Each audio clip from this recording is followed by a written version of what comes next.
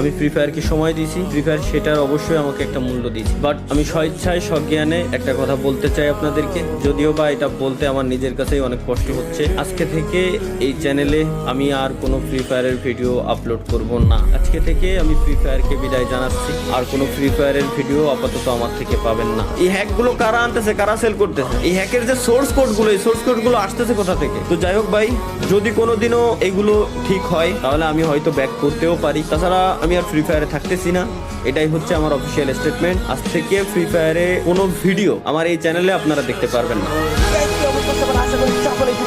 তো বন্ধুরা, আজকে দেখা হচ্ছে দুনিয়ার সব থেকে সিক্রেট প্লেস। তো সিক্রেট প্লেসের জন্য অবশ্যই ফ্যাক্টরির উপরে গিয়ে গোলালের উপরে উঠলাম এন্ড ওই পারে আসলাম। এটাই হচ্ছে দুনিয়ার সব থেকে সিক্রেট প্লেস। এখানে কেউ আবার আল্লাহ আস্তাগফিরুল্লাহ লা ইলাহা ইল্লাল্লাহ